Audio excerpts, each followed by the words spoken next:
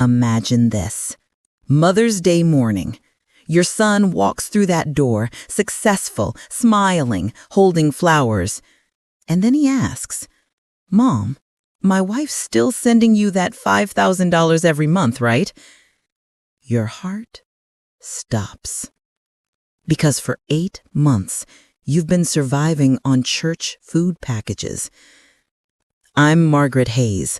I'm 67 years old, and what I'm about to tell you, it's going to make you question everyone you trust. But stick with me, because this story has a twist that'll leave you speechless. Before we start, drop a comment right now.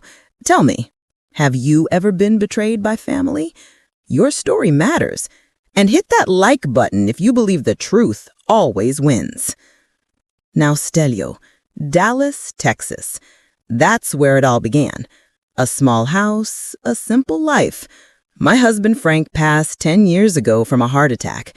After that, it was just me, my garden, my Bible classes at St. Mary's Church, and memories. My son, David, he became everything I dreamed. A millionaire at 38, tech companies, a Tesla, a mansion where the property tax alone costs more than I've earned in my lifetime. I was so proud. I raised him with these hands, believing he'd grow into a good man. But that afternoon when he walked in, when those words left his mouth, "Mom, my wife's still sending you $5,000 every month, right?" Everything shattered. I whispered, "Son, the church is helping me get by." The smile vanished, and then she appeared, Clara, my daughter-in-law. Designer dress, expensive perfume, and a smile so perfect it could fool God himself. She had no idea that on that very day, her world would begin to crumble. Now, I'm not the type to jump to conclusions. I spent 30 years as an accountant. I know one thing for certain. Numbers don't lie. People do. So I started investigating. The next morning, I walked into First Texas Community Bank, sat across from sweet young Molly at the teller's desk. I handed her my passbook. Check for transfers from David Hayes, $5,000 monthly for 8 months. She typed, looked up. Her face said everything. "I'm sorry, Mrs. Hayes, there's nothing. Just the $1.35 interest payment from February." I thanked her, walked outside. The Texas wind swept through my gray hair. 8 months. Food packages, canned soup, clipped coupons, while someone spent $40,000 of my money. I went home, sat in silence. The wedding clock my husband gave me 40 years ago ticked in the background. Each tick whispered, "The truth is coming." That night, I opened a brown leather notebook, David's birthday gift to me, and instead of prayers, I wrote something else. If they're lying, I'll make them tell the truth through the law. And I began documenting everything, every visit Clara made. Reading entries. June 14th. Clara brought cake, said the money was sent. No envelope, no proof. ... July 12th. She called, said she couldn't visit. I heard restaurant music in the background. ... Line by line, date by date, I recorded it all. Because I knew evidence doesn't forget. Then, something unexpected happened. A knock at my door. Steady, deliberate, purposeful. Standing there was a tall man in a charcoal suit. "Mrs. Hayes?" "I'm Bennett, chief accountant at your son's company." He opened his briefcase. Inside, a thick folder. Bank statements, transfer records. These are copies of 8 transfers, $5,000 each, $40,000 total. Recipient? An account under the name Clara Hayes. My hands shook as I flipped through each page. Every document clear. Sender? David Hayes. Recipient? Clara Hayes. Mr. Bennett, I asked, who opened that account? He sighed. Your daughter-in-law. She used your name, forged documents, very sophisticated, for 8 months. Clara had used my name to steal from my own son. And there was more. She's been using the company credit card for personal expenses, spa visits, jewelry, first-class flights, over $30,000 in 3 months. I stared out the window, remembered sitting with Clara on that bench, drinking tea. Her voice echoing, "Mother, David's so busy. I handle everything for him." Now I knew what everything meant. 3 days later, I called David, kept my voice light and cheerful. "I'm thinking of inviting you both to dinner this Sunday. It's been too long." He agreed happily, never noticed the trap being set. Sunday morning, I prepared everything. Honey roasted chicken, mashed potatoes, apple pie, David's childhood favorite. When 6 o'clock struck, I heard the engine. Clara stepped out first. Flawless. Jade silk dress, Dior perfume. We ate. We laughed. Everything seemed perfect. Then I smiled and said, "I truly appreciate you both, especially for this month's $5,000. Clara paused.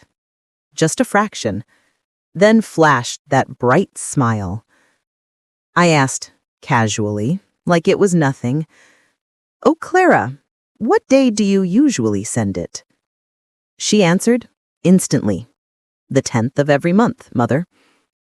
Then David spoke. "Wait, not the 10th, honey. I set it for the 15th. Do you hear that? That silence, the moment a liar walks straight into her own trap?" I smiled, gently. "Oh, wonderful. I'll check the bank on the 15th then."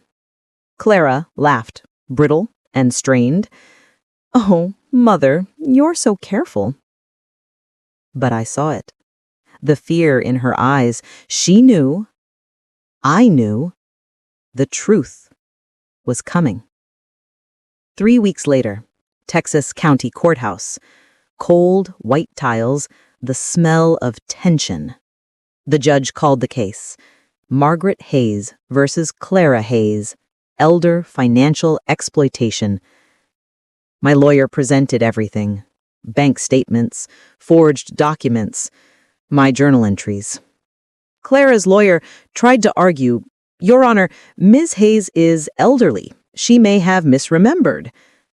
Then my lawyer stood. "Your Honor, Mrs. Hayes documented 8 months in detail. Every visit, every word. If this is memory loss, it's the sharpest I've ever seen." The courtroom murmured. The judge looked at Clara.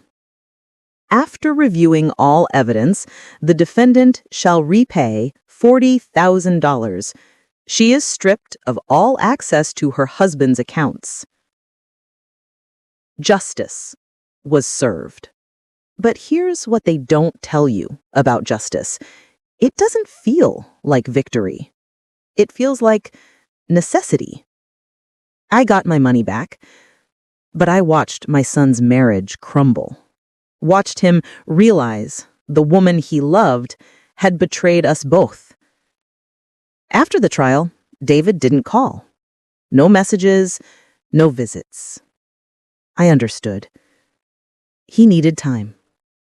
Being a mother sometimes means knowing when silence is the only gift you can give. But I didn't let that money sit idle. I used it to start something good. Grace Hands Foundation, a place that helps elderly people who've been financially exploited by their own families. Each week, I listen to stories like mine. A woman tricked into signing away her home. A man whose grandson drained his pension. My pain became light for others. Then one rainy night, everything changed. Past 10 p.m., a knock at my door.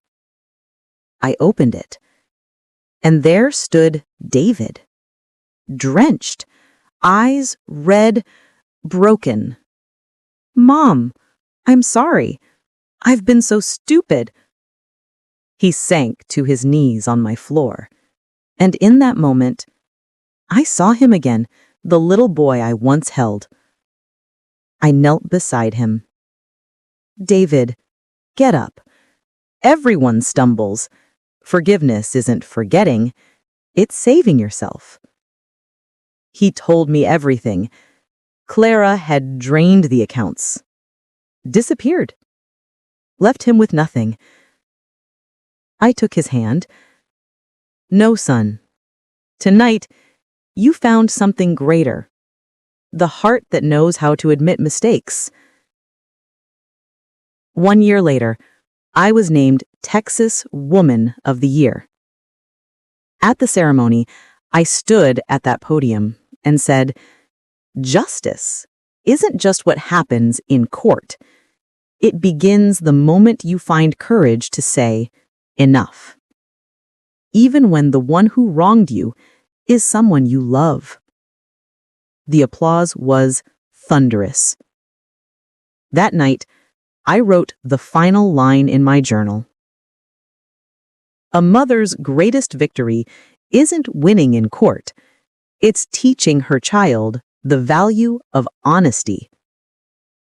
So if you're listening tonight, maybe sitting in your own quiet room, I want to say this. If you've faced injustice or betrayal from family, share your story in the comments. Your voice could give someone else hope.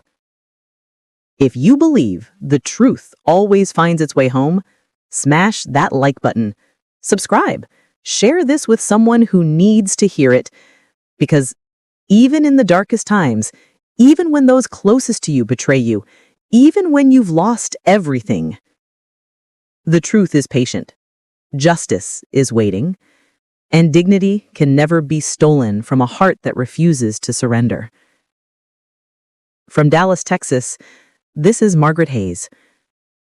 The truth always finds its way home, always. Thank you.